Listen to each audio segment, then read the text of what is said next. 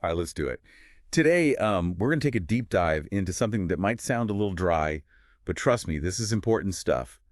Pension plan and ERISA case arbitration. Yeah. Yeah, we're going there. Now, we've got a fantastic resource to guide us through this, an article from the American Arbitration Association International Center for Dispute Resolution, AAA ICDR for short. Basically, the folks who pretty much wrote the book on arbitration best practices, right? Absolutely. The AAA ICDR's reputation is global, and their expertise in this area is second to none. So they've laid out these insightful guidelines for arbitrators who are handling, let's face it, some pretty complex cases. We're talking about people's retirement funds, their futures. So we're going to unpack all of this and see what it really means, for folks like you and me.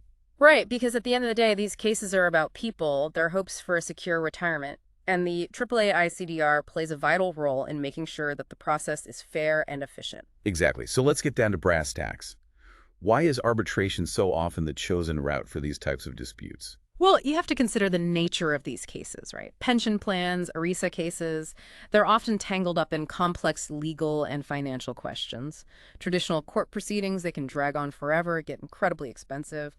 Arbitration, it offers a more focused approach. You've got a neutral expert guiding the whole process. So it's all about finding that sweet spot between efficiency and fairness, especially when we're talking about something as critical as retirement funds. Now, this article, they keep coming back to this idea of active case management. What's the big deal about that? Well, it's more than just, sitting there and presiding over a hearing passively. It means the arbitrator is really in the driver's seat, shaping the entire process to make sure it's fair and it's efficient. I think of it like a legal chess game. The arbitrator, they're the grandmaster, they're thinking ahead, anticipating roadblocks, and strategically guiding the case towards a resolution. I like that, a legal grandmaster. Okay, so how does that actually play out in practice? What kind of moves is this legal grandmaster making? One key tactic is in narrowing down those legal and factual issues right from the start. It prevents the case from getting bogged down in, irrelevant details, helps everyone stay focused on what really matters. So it's kind of like decluttering that legal battlefield. And this is where the preliminary conference comes in, right? Yeah. More than just a nice to meet you, it's a chance to really set the stage for a more efficient process. Exactly. It's crucial.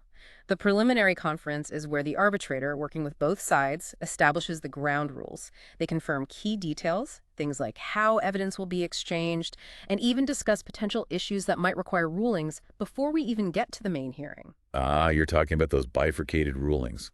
So for our listener, imagine there's a big legal question, something that could have a huge impact on the case. The arbitrator might decide to tackle that separately, issue a preliminary ruling to clear the air before moving on to the main event. Exactly. That kind of strategic move can be a game changer. If you're ever involved in a case like this, knowing about this tactic, understanding you can potentially request a bifurcated ruling, that could save you a lot of time and money down the road. It's like clearing a major hurdle early on. Streamlines the whole thing. Yeah. Now, we can't avoid this one. We have to talk about discovery, that evidence gathering stage. It often feels like a potential black hole, right?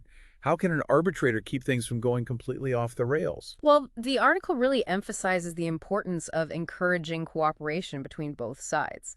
The arbitrator can set clear expectations about what's relevant, what's not, encourage the use of technology to, manage all those documents efficiently, even suggest alternative dispute resolution methods like mediation. Resolve disagreements before they turn into full-blown battles. It was all about being proactive, preventing things from getting too messy and too expensive. I guess you could say the arbitrator is kind of like a referee, making sure it's a fair fight without letting it descend into a chaotic brawl. Yeah, that's a great analogy. And we have to remember, with pension and ERISA cases, there's often a lot of sensitive financial information involved. And that brings us to this concept of privilege logs. Privilege logs. Sounds a bit like something out of a spy movie. Well, in essence, it's a way to protect confidential information. If a company believes certain documents shouldn't be shared, they can create this detailed list, the privilege log, explain why each item is being withheld. It's about transparency, but also protecting sensitive data. So it's all about finding that balance between safeguarding confidentiality and ensuring a fair and transparent process. Precisely. And this is just one example of how an active case management approach can really shape the course of a pension plan or ERISA case, protecting everyone's rights while making sure the dispute is resolved efficiently and fairly. So it's not just about being neutral. It's about being engaged, proactive, making sure everyone is playing by the rules and that the process is moving forward in a way that makes sense. Absolutely. It's a delicate balance, but a crucial one. Okay, so we've laid the groundwork. We've got those active case management techniques in mind. Now, let's see how this all plays out in a real-world scenario. I understand you've got a pretty compelling case study for us. I do. This case really brings to life how those principles we've been discussing can have a real impact on people's lives. It involves a company facing some tough financial times and the subsequent fallout with their employees over pension benefits. A situation I think a lot of people can relate to, unfortunately. Tough economic times often lead to some difficult decisions. So walk us through what happened. Well, this company, they were struggling to stay afloat, and they made the tough choice to lay off a portion of their workforce and freeze their pension plan. This meant employees who were, expecting certain benefits in the future were suddenly told, sorry, those benefits are no longer guaranteed. I can imagine that didn't go over well. Right. Those employees, they were counting on those benefits for their retirement. Yeah. So what recourse did they have, legally speaking? Well, pension plans, they are protected to a certain extent, but there are legal complexities that allow companies to make changes under certain circumstances. Yeah. But, and this is key, those changes can be challenged. And that's exactly what happened in this case. The employees, feeling betrayed, worried about their financial futures, they filed a lawsuit against the company. A group of workers taking on a big corporation. It sounds like a classic David versus Goliath story. What were the main arguments in this case? The employees argued that the company had violated the terms of its own pension plan. They said the freeze was unfair, unjustified. The company, of course, they denied any wrongdoing. They claimed they were acting within their legal rights, that the freeze was necessary for the company's survival, which ultimately would benefit everyone, including the employees. It's a tough spot for everyone involved. So where does the AAA ICDR and their arbitration expertise come into play? Well, both sides, realizing that a court battle could drag on for years and cost a fortune, opted for arbitration. They chose an arbitrator from the AAA ICDR's roster of experts, someone specializing in pension plan law and ERISA regulations. It seems like a smart move considering the complexity of the issues. So how did the arbitrator apply those active case management principles we were talking about earlier?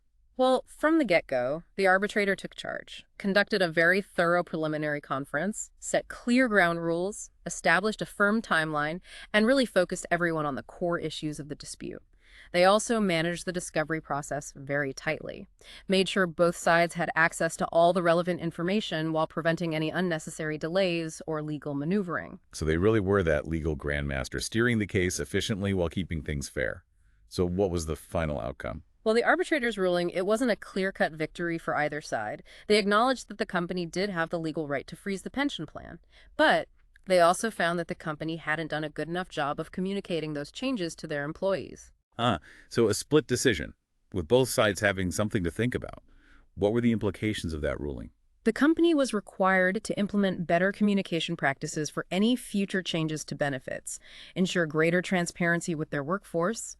The employees, while they didn't get a full restoration of their benefits, they did get a sense of validation. Their concerns were heard, and the company was held accountable for its actions. This shows that arbitration isn't always about clear winners and losers. It's about finding that balanced resolution that promotes fairness and accountability. Exactly. And this case really underscores how those active case management techniques we discussed earlier can have a real, tangible impact on the outcome. The arbitrator's proactive approach, it made the process more efficient, more equitable for everyone involved. It's a powerful reminder that choosing an arbitrator with the right expertise, someone who really knows pension plan law and ERISA regulations inside and out, that's absolutely crucial. Absolutely, it can make all the difference. Their ability to cut through those complexities, analyze the evidence objectively, and reach a solution that addresses those core issues. It's pivotal. This case study, I think it offers some really valuable insights for anyone who might be facing a similar situation. Knowing how these principles play out in the real world, that can be incredibly empowering. Now let's shift gears a bit.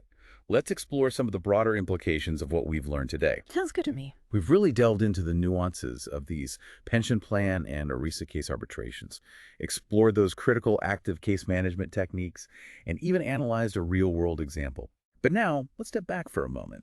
Consider the bigger picture. What are the key takeaways for our listener? I think the most important takeaway is this. Knowledge is power. Even if you never find yourself in a pension dispute, understanding that these mechanisms exist, that there are avenues to address grievances and seek fair resolutions, that's incredibly valuable. It's like having a roadmap, even if you never have to take that particular journey. Just knowing the path is there can be a real comfort. But let's say someone is facing a potential pension issue. What practical advice can we offer? First and foremost, do your research. Get familiar with your plan documents, with ERISA regulations, and if necessary, talk to a lawyer who specializes in this area. The more you know, the better equipped you'll be to navigate the process and protect your interests. Knowledge is power, absolutely. Hmm. Especially when it comes to something as important as your retirement security. But beyond individual empowerment, this deep dive has also shown us the importance of systemic awareness. I completely agree. By understanding how these cases work, we gain a better understanding of pension systems as a whole, the role of corporate responsibility, and the importance of impartial dispute resolution mechanisms. It really highlights how interconnected these issues are, how individual cases can shed light on those broader challenges and potential areas for improvement. Exactly. And this awareness, it can lead to action. We can have more informed discussions about retirement security, advocate for policies that strengthen pension protections, and hold both companies and policymakers accountable. It's a call to be informed and engaged citizens, right? Recognizing that even these seemingly technical legal matters, they have a real impact on our society, on our economy. So to wrap things up, what's a one lasting thought we want to leave our listener with? I'd say it's this. Awareness of these best practices for arbitration can lead to better outcomes, not just for the individuals involved in disputes, but for the entire system. When both sides understand the process, the potential for fairness and efficiency increases. It can lead to more equitable resolutions and maybe even prevent some disputes from arising in the first place. It's like raising the bar for everyone, creating a more transparent and accountable environment, which ultimately benefits both workers and employers. Right, and that contributes to a more stable and secure retirement landscape for everyone. If anyone wants to dig deeper into this, I highly recommend checking out the full article on the AAA ICDR blog. It's a great resource for information on arbitration and dispute resolution. Great point. And on that note, we'll wrap up this deep dive into the world of pension plan and ERISA case arbitration. Remember, knowledge is power. Stay informed, stay engaged, and safeguard your future. Couldn't have said it better myself.